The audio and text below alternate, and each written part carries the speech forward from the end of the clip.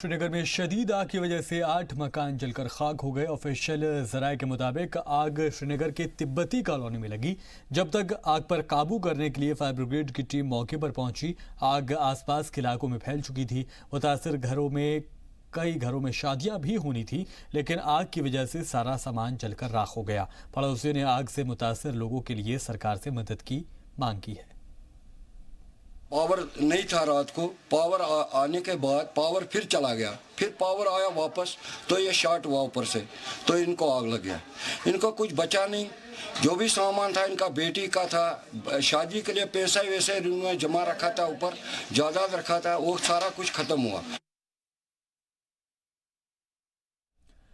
कुलगाम के जिला तरक्याती commissioner doctor Shaukat Ejaz ने जिले के मुख्तलिफ इम्तिहानी मराकज के साथ साथ कुलगाम के सरकारी अस्पताल निहामा का भी दौरा किया। इस मौके पर डॉक्टर शौकत एजाज ने महकमा तालीम के जिम्मेदारों को हिदायत दी कि इम्तिहान के दौरान स्कूली बच्चों को हीटिंग की कमी नहीं होनी चाहिए, ताकि इम्तिहान में शिरकत कर रहे बच्चों को तकलीफ ना हो।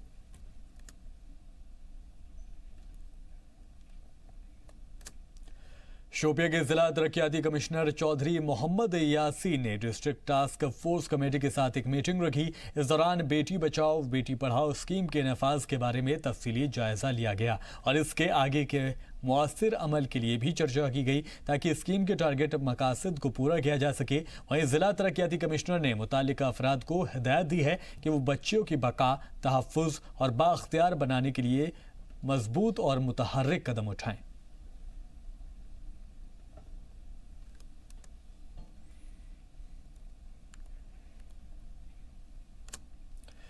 डोडा के कश्तीगढ़ के नवमुंतखब ब्लॉक चेयरपर्सन ने रूरल डेवलपमेंट डिपार्टमेंट के ब्लॉक सतही अहदेदारों के साथ मीटिंग की। इस दौरान इलाके के पंच और सरपंच भी मौजूद रहे। इलाके की तरक्की के लिए मंसूबों और ग्रास रहट लेवल पर उन्हें नाफिज करने के लेकर चर्चा की गई। चाइदू में मैंने कई किस्म की कमज़ोरियाँ देखी और वो कमज़ोरियाँ मैंने नोट की हुई थी और वो मैंने आज पूरे यहाँ पे मीटिंग में रखी। हर डिपार्टमेंट को मुतल्ला किया गया कि हर डिपार्टमेंट के मुलाजमीन जितने भी है, जो भी डिपार्टमेंट है, चाहे वो किसी भी डिपार्टमेंट का मुलाजम हो, ब्लॉक से हो या अदर्स डिपार्टमेंट से हो, वो तन मन धन से अपना ईमानदारी से अपना काम करेंगे और ड्यूटी देंगे। मरकज के ज़ेर इंतज़ाम रियासत जम्मू कश्मीर के ज़िला किश्तवाड़ में हज़रत शाह असरारुद्दीन बगदादी रहमतुल्लाह अलैह का सालाना उर्स बड़े अक़ीदत व एहतराम के साथ मनाया गया, जिसमें बड़ी तादाद में लोगों ने उर्स में शिरकत की और अपने साथ साथ कौमों, मिल्लत, मुल्क और ख़ास तौर से मरकज़ के ज़ेर इंतज़ाम रियासत जम्मू कश्मीर के लिए अमन की दुआ की। इस मौके पर खानकाह के सज्जादा नशीर ने लोगों को हज़रत शाह असरारुद्दीन बगदादी रहमतुल्लाह अलैह की तबरुकात की ज़ियारत भी कराई। वहीं हुक्काम की जानिब से सिक्योरिटी का खास इंतजाम किया गया था। हर साल की तरह इस साल भी किश्तवाड़ में 2 रोज़ का उर्स मनाया जा रहा है। हज़रत शाह असरारुद्दीन की वलादत पे यह उर्स मनाया जा रहा है। इस मौके पर मुख्तलिफ इलाकों से लोग आते हैं। मैं उन सभी लोगों का इस मौके पर, इस रोज़ पर खुशामदीद उनको पेश करता हूँ। इसके अलावा आज जश्न ईद मिलादुन नबी भी है और तमाम लोगों को मैं अपनी तरफ से इस मौके पर, इस रोज़ पे मुबारकबाद पेश करता हूँ और दुआ करता हूँ कि ये रोज़, ये त्यौहार जो हैं आने वाले वक्त में हमारे मुल्क के लिए अमन व भाईचारे की मिसाल बन के रहें। हमारा मुल्क अपनी तहजीबी रवायतों का हमेशा से ही अमीन रहा है। यही वजह है कि गंगा जमनी तहजीब और लाजवाल और लासानी कदर की शक्ल में सामने आया और ये तहजीब आज भी अपने आबो ताब के साथ मौजूद है। ईद मिलादुन नबी के मौके पर कश्मीर में हिंदू मुस्लिम एकता की मिसाल देखने को मिली। जिला रामबन के संगलदान में ईद मिलादुन नबी के मौके पर निकाले गए जुलूस में दोनों फिरके के लोगों ने हिस्सा लिया। इस मौके पर दोनों फिरके के लोगों ने जमनी तहजीब के अमानतदार होने का सबूत दिया। एक रिपोर्ट आपको दिखाते हैं। कश्मीर में हिंदू मुस्लिम यकजहती की मिसाल देखने को मिली। जिला रामबन में इस खास मौके पर हम आहंगी की तस्वीरें देखने को मिली। संगलदान में ईद मिलादुन नबी के मौके पर हम आहंगी और गंगा जमनी तहजीब की मिसाल देखने को मिली। ईद मिलादुन नबी के मौके पर निकाले गए जुलूस में दोनों फिरके के लोग शामिल हुए और बढ़ चढ़कर हिस्सा भी लिया। इस मौके पर दोनों फिरके के लोगों ने ये पैगाम दिया कि हम आज भी गंगा जमनी तहजीब के अमीन हैं। हम जुलूस निकाल कर हम सब हिंदू और मुसलमानों ने ये साबित कर दिया कि हम दो नहीं हैं, हम सब एक हैं। इसलिए जुलूस निकाल कर हम सब ने साबित कर दिया कि जहाँ जुलूस नहीं निकला वहाँ शायद कुछ वजूहत होगी। हमने निकाल के बता दिया कि ईद मिलादुन नबी हम एक को नहीं, खाली मुसलमानों को नहीं, हम सब ने मिलकर मनाया। संगलदान में हमेशा ही ईद मिलादुन नबी का एहतमाम किया जाता रहा है।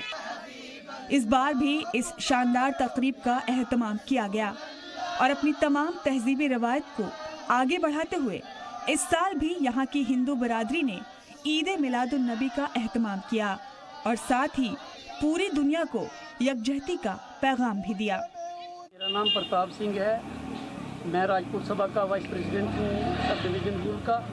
तो मैं पूरी ईद मिलादुल नबी पर सभी मुसलमान भाइयों को, बच्चों को, बुजुर्गों को, सब इस इलाका के लोगों को मुबारकबाद पेश करूँगा, ताकि ये वो दिन है हम सब समाज के लोगों को एक रास्ते पे ईमानदारी और भाईचारे के साथ चलाने के लिए मैं इस समाज को मुबारक देता हूं। और ये हमारा इलाका जो है ये हमेशा इस त्यौहार को इकट्ठा मिलजुल कर मनाते हैं। इस मौके पर संगलदान की जामा मस्जिद में तमाम तबके, फिरके और मज़ाहिब के लोग शामिल हुए और कुर्बो जवार में जुलूस निकाला गया, जिसमें तमाम मज़ाहिब के लोगों ने शिरकत की।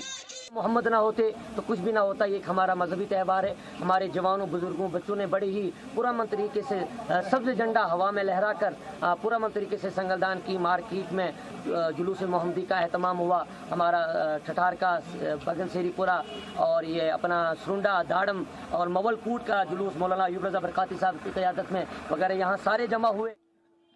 और आखिर में मरकजी जामा मस्जिद के इमाम मौलाना अब्दुल हामिद रिजवी ने लोगों को पैगाम दिया। जश्न ईद मिलादुन नबी के मौके पर अमनो यकजहती का पैगाम देते हुए तमाम मज़ाहिब के लोगों ने जुलूस में शिरकत की और हम आहंगी का सबूत दिया, जो कि पूरी दुनिया के लिए एक पैगाम है। जी मीडिया के लिए रामबन से राजा रहबर जमाल की रिपोर्ट।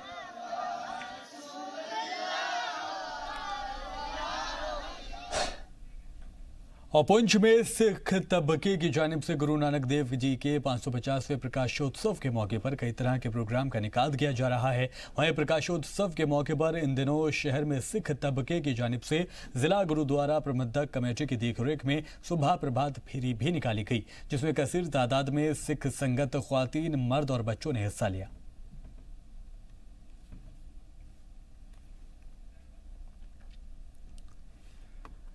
श्री गुरु नानक देव जी के 550वें प्रकाश पर्व के मौके पर जम्मू कल्चरल अकादमी की जानिब से पंजाबी कवि दरबार का इनेकाद किया गया। इस मौके पर जम्मू कश्मीर के पंजाबी शायरों ने शिरकत की और गुरु नानक देव जी की जिंदगी पर रोशनी डाली। इस वक्त पूरा विश्व और ख़ास तौर पर हिंदुस्तान में श्री गुरु नानक देव जी के 550वें प्रकाश पर्व को लेकर बहुत सारे समागम किए जा रहे हैं और इसी सिलसिले को जारी रखते हुए Jammu Kashmir academy of art, culture and languages की ओर से यहाँ KL सैगल हॉल में एक पंजाबी कवि दरबार का आयोजन किया गया, जो समर्पित है श्री गुरु नानक देव जी के पावन प्रकाश के इस पर्व पर। और इसमें जैसा कि हमारे सेक्रेटरी जो हैं मुनीरुल इस्लाम, उन्होंने भी अपने स्वागती भाषण में कहा कि एकेडमी ने आने वाले दिनों में अभी हमने एक बहुत बड़ी कॉन्फ्रेंस करनी थी, जो गुरु नानक देव जी की ज़िंदगी और उनका जो उपदेश है मानवता का, उसको लेकर हमने रखा था और वो हम अब दिसंबर में करेंगे। और इस पर एकेडमी ने एक शराजा का, पंजाबी शराजा का स्पेशल नंबर गुरु नानक विशेषांक भी प्रकाशित किया है। और जम्मू के सबसे बड़े मेले यानी झिड़ी मेले का आगाज हो चुका है। झिड़ी मेला कटरा के आगार गांव के उस किसान की याद में बनाया जाता है जिसने अपने हक के लिए जान दी थी ताकि फिर किसी किसान के साथ नाइंसाफी ना हो। बाबा जित्तो और उनकी बेटी बुआ कौड़ी की याद में हर साल लगने वाले झिड़ी मेले में जम्मू के अलग अलग जिलों से ही नहीं बल्कि मुल्क और बैरून मुल्क से भी अकीदतमंद बाबा के दरबार में माथा टेकने के लिए आते हैं। झिड़ी मेला कार्तिक पूर्णिमा से 2 दिन पहले शुरू होता है और पूर्णिमा के 3 दिन के बाद तक चलता है। 10 नवंबर को मेला शुरू हो गया है। पूर्णिमा 12 नवंबर को ही और इसी दिन बाबा तालाब में सुंगल स्नान भी होगा। देखो, हमारे ऐसा है कि मतलब हालात जैसे मर्जी होते रहे। 47 में जब मतलब पाकिस्तान हिंदुस्तान अलग अलग हुए थे तो उस समय भी हालात बड़े ख़राब हुए थे, लेकिन उस समय शेख अब्दुल्ला ने बोला था कि हम बाबा जी का मेला इस बार नहीं करने देंगे। रात को सोए हुए शेख अब्दुल्ला को भी बाबा जी ने बेड से नीचे गिराया था और उनके अंदर से उसको सपने में बोला कि अगर मेला बंद करोगे तो मैं सारा खानदान ख़त्म कर दूंगा। तो उस समय भी मेला जो है बाबा जी ने अपना करवाया। उसके बाद 65 में 71 में देखो कितना कुछ हुआ। तो बाबा जी का मेला जो है वो बढ़ता है, कम नहीं होता है।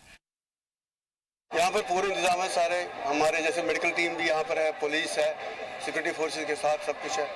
हमारे एक जॉइंट कंट्रोल रूम यहाँ पर जिसका मुझे इंचार्ज रखा गया है और बाकी ट्रैफिक वाले भी यहाँ पे हैं, वो भी देखिए ट्रैफिक रूल्स वगैरह हैं उनको फॉलो करते हैं। आज इस वक्त की बड़ी खबर आपको बताएं, एवलांच की जद में आकर 2 पोर्टरों की मौत हो गई है। हिंदुस्तानी आर्मी के 2 पोर्टरों की मौत हुई है और गुलमर्ग में यह हादसा पेश आया है। कल रात एवलांच की चपेट में आने के बाद से लापता थे दोनों पोर्टर और उरी के रहने वाले बताए जा रहे हैं। दोनों पोर्टर यानी कि 2 पोर्टर की मौत हो गई है, हादसे का शिकार हुए। दरअसल एवलांच की जद में आने से हमारे 2 पोर्टर की मौत हो गई है। हिंदुस्तानी आर्मी के 2 पोर्टर की मौत हो गई है। गुलमर्ग में यह हादसा पेश आया। कल रात का ये मामला बताया जा रहा है जब रात के वक्त एवलांच आया और एवलांच की जद में आने से ही 2 पोर्टरों की मौत हो गई और दोनों ही पोर्टर उरी के रहने वाले बताए जा रहे हैं। तो कल एवलांच की जद में आने से हिंदुस्तानी आर्मी के 2 पोर्टर की मौत हो गई। एवलांच की जद में आने से 2 पोर्टरों ने अपनी जान गंवा दी। चूँकि मौसम ऐसा है और इस दौरान बर्फबारी भी हो रही है और एवलांच की और इस तरह की खबरें, लैंड स्लाइडिंग की खबरें भी अमूमन इस दौर में, इस वक्त में, इस मौसम में आती हैं। लिहाजा ऐसी एक खबर आई जब कल रात एवलांच हुआ था जो कि गुलमर्ग इलाके में पेश आया, जिसकी जद में आने से हिंदुस्तानी आर्मी के 2 पोर्टरों की मौत हो गई। उरी के दोनों ही रहने वाले बताए जा रहे थे। 2 पोर्टर की जान गई है। 2 पोर्टर हादसे का शिकार हुए हैं, एवलांच की जद में आए हैं और दोनों की मौत हो गई है। दोनों ही लापता बताए जा रहे थे, लेकिन आज खबर ये आई कि दोनों पोर्टर की जद में आ गए थे। दरअसल वो एवलांच की जद में आ गए थे, लिहाजा उनकी मौत हो गई।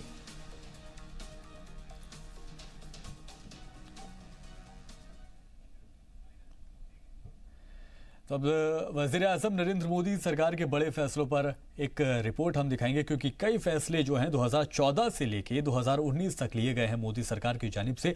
एक इसी पर मबनी रिपोर्ट आपको दिखाते हैं।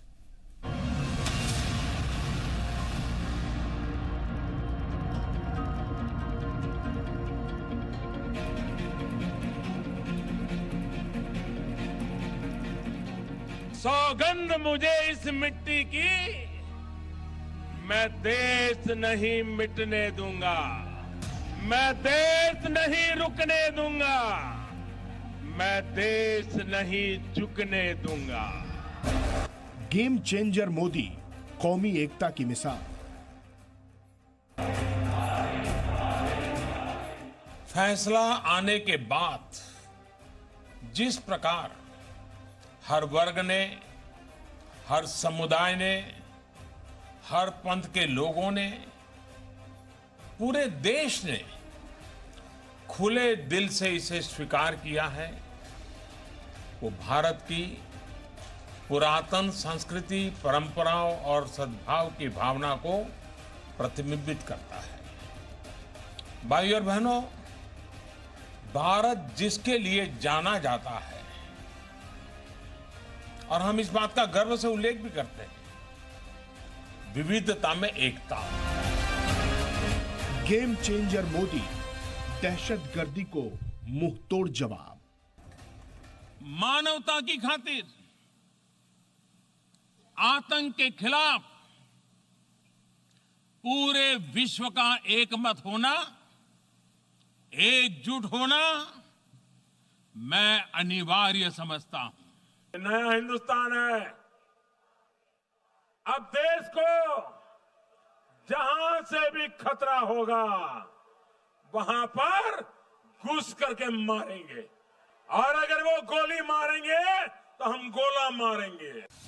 गेम चेंजर मोदी, अटूट हिंदुस्तान का ब्लूप्रिंट तैयार। जम्मू कश्मीर को कब्जा करने के लिए उन्होंने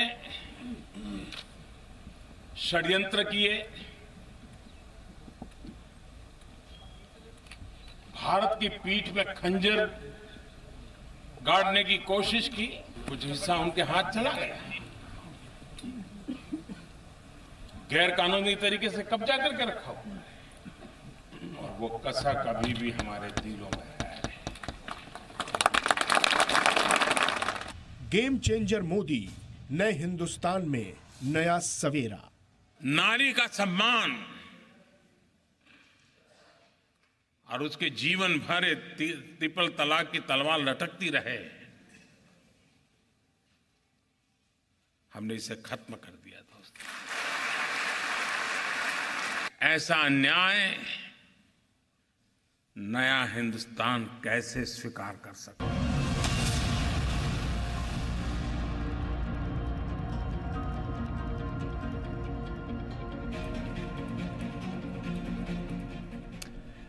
पीएम मोदी है तो मुमकिन है, ये टैगलाइन आपने कई बार सुनी होगी, लेकिन ऐसा नहीं है कि पीएम मोदी के साथ ये टैगलाइन यूं ही जुड़ गई है, बल्कि पीएम मोदी की सरकार ने ऐसे तो साल 2014 से लेकर अब तक कई बड़े फैसले लिए हैं, लेकिन मोदी सरकार ने मुल्क के लिए कई ऐसे गेम चेंजर फैसले किए हैं जिसकी वजह से लोगों को इस नारे पर भरोसा हुआ है। चाहे वो पाकिस्तान में सर्जिकल स्ट्राइक करने का फैसला रहा हो, या फिर जम्मू कश्मीर से आर्टिकल 370 हटाने का फैसला, नोटबंदी रही हो, जीएसटी रही हो, या फिर ट्रिपल तलाक का फैसला।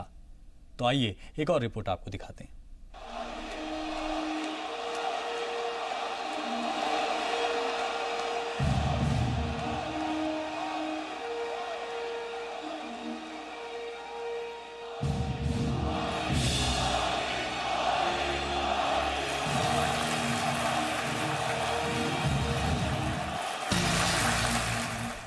देश और दुनिया ने देखा है कि हर चुनौती को, चाहे वो दशकों पुरानी हो या फिर भविष्य की हो, भारत अब हर चुनौती को चुनौती दे। नरेंद्र मोदी अपने तारीखी फैसलों की वजह से न सिर्फ अपने चाहने वालों के दिलों पर राज करते हैं, बल्कि मुखालिफिन भी उनके कायल हैं। पीएम मोदी ने जो तारीखी फैसले लिए, उसने न सिर्फ मुल्क के हालात बदले, बल्कि बैनुल अक़वामी सतह पर भी हिंदुस्तान का परचम बुलंद किया। पूरे विश्व पर हिंदुस्तानी किस प्रकार से प्रभाव पैदा कर सकते हैं, भारत किस प्रकार से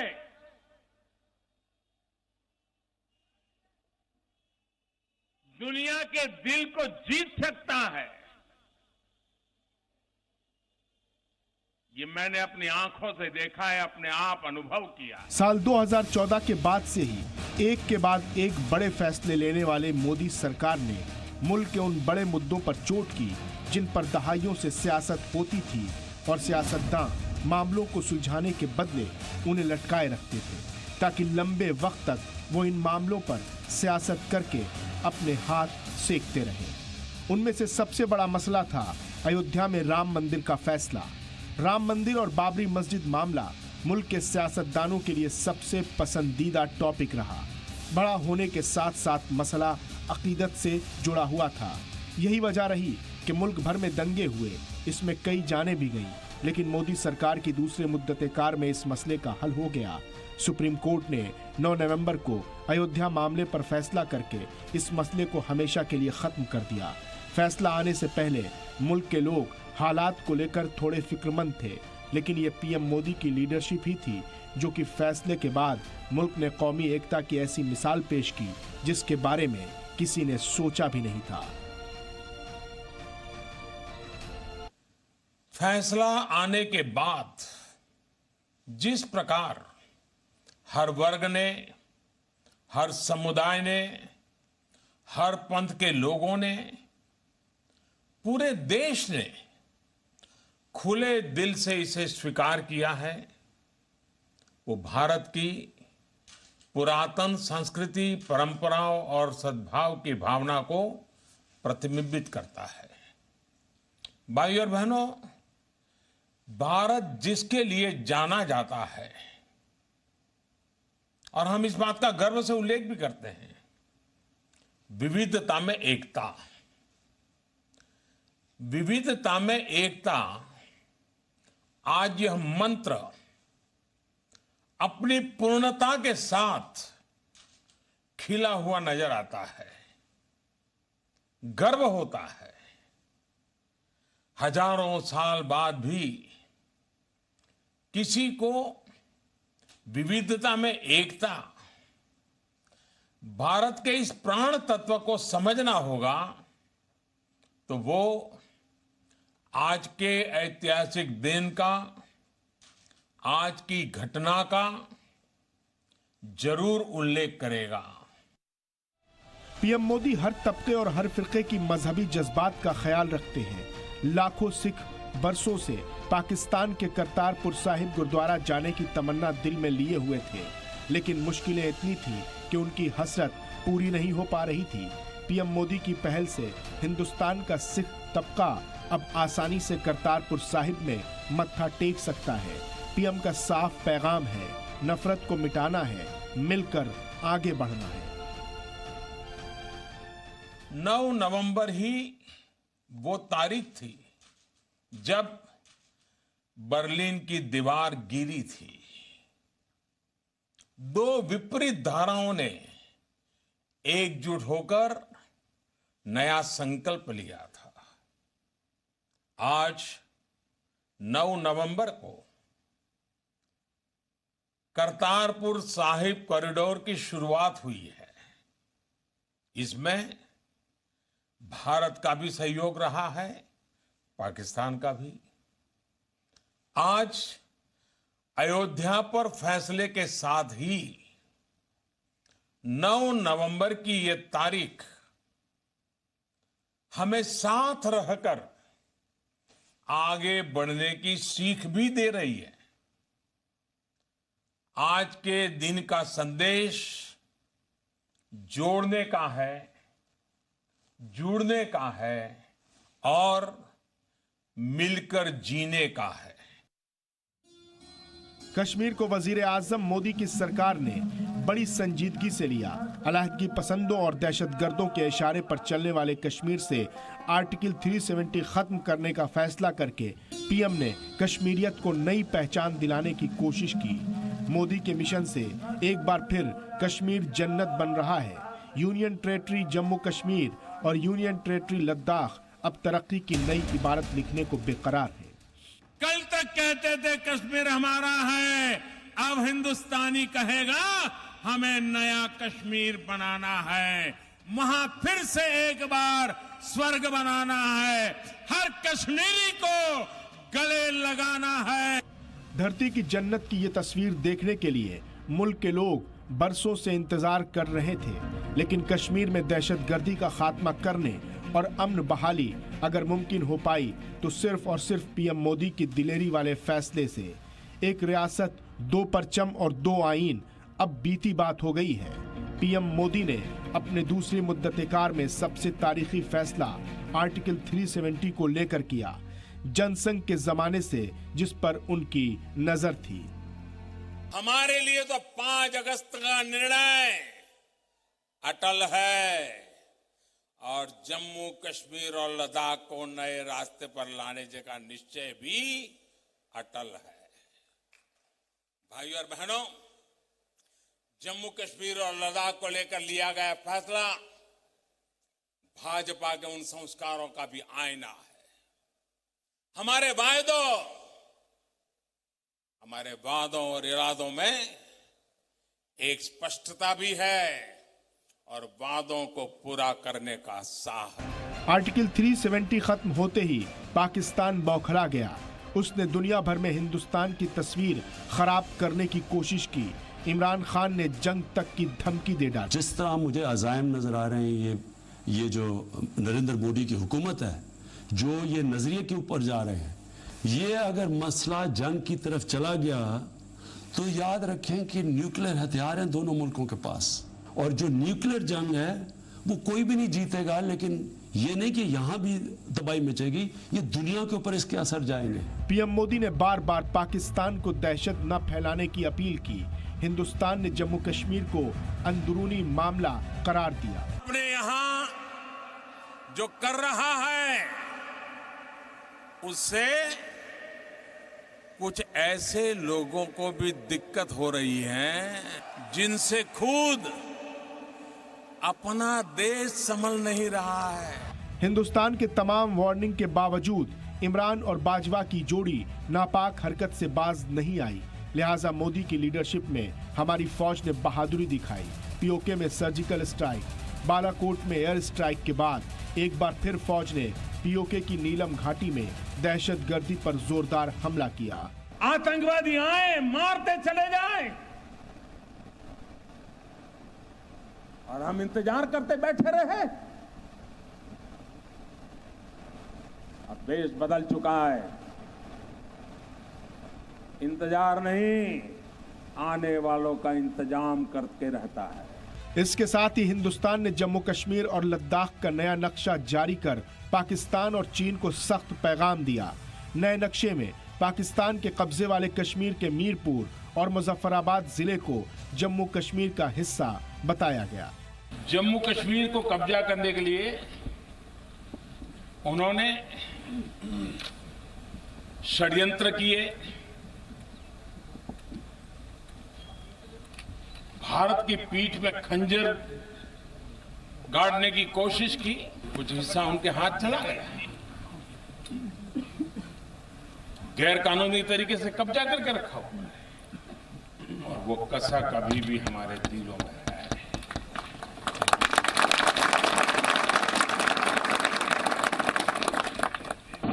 जब मैं जम्मू और कश्मीर बोलता हूं तो पीओ को इसके अंदर ही आता है। एक सेकंड भाई, इसलिए एग्रेसिव हूं कि जम्मू एंड कश्मीर के पीओ को आप भारत का हिस्सा नहीं मानते हो क्या?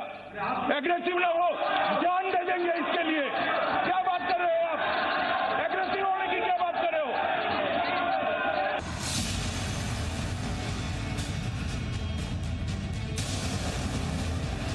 नरेंद्र मोदी सरकार ने लगातार दूसरी बार इख्तिदार में आते ही सबसे पहले मुस्लिम खवातीन के लिए तारीखी कदम उठाया। पीएम मोदी ने मुस्लिम खवातीन को 3 तलाक से आजादी दिलाई। नारी का सम्मान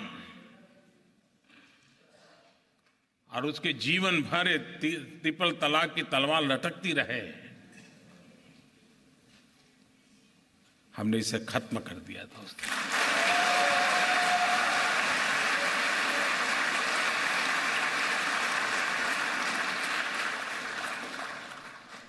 कोई माने या ना माने, कोई लिखे या ना लिखे, कोई बोले या ना बोले, कोई बोल पाए या ना बोल पाए, लेकिन इन करोड़ों बेटियों के आशीर्वाद आने वाली सदियों तक भारत का भला करने वाले हैं। मोदी सरकार ने 3 तलाक पर पाबंदी के लिए Muslim women marriage rights protection bill 2019 को लोकसभा और राज्यसभा में पास कराया और 1 अगस्त से 3 तलाक देना कानूनन जुर्म बन गया। राज्यसभा में बहुमत न होने के बाद भी मोदी सरकार बिल को पास करवाने में कामयाब रही। मोदी सरकार के दीगर बड़े फैसलों की बात करें तो ट्रैफिक रूल्स को सख्त बनाने और सड़क हादसों को रोकने के लिए मोटर व्हीकल एक्ट 2019 नाफिज किया गया। दहशतगर्दी पर लगाम कसने के लिए यूएपीए यानी unlawful activities prevention amendment bill 2019 को पार्लियामेंट से पास कराया गया। हाल ही में इस कानून के तहत मोस्ट वांटेड दाऊद इब्राहिम, हाफिज सईद, मौलाना मसूद अजहर और जकीउर रहमान लखवी को दहशतगर्द करार दिया गया। इतना ही नहीं, पीएम मोदी ने इकोनॉमिक रिफॉर्म की जानिब कई कदम उठाए हैं। 10 सरकारी बैंकों के इंतजाम का फैसला इसमें अहम है। अब लोगों की नजर पीएम मोदी के आने वाले गेम चेंजर फैसलों पर है। पीएम मोदी ने अपने फैसले से साफ कर दिया है कि ये नया हिंदुस्तान है, ना तो ये किसी के आगे झुकने वाला है, ना ही रुकने वाला। नए हिंदुस्तान की इस ताकत से दुनिया भी अब रूबरू हो गई है। दुनिया भी जान गई है कि हिंदुस्तान के वजीर आजम नरेंद्र मोदी हैं, जो गेम चेंजर फैसले लेने की ताकत और हैसियत रखते हैं। ब्यूरो रिपोर्ट, जी मीडिया। जी सलाम, हिंदुस्तान की उम्मीद।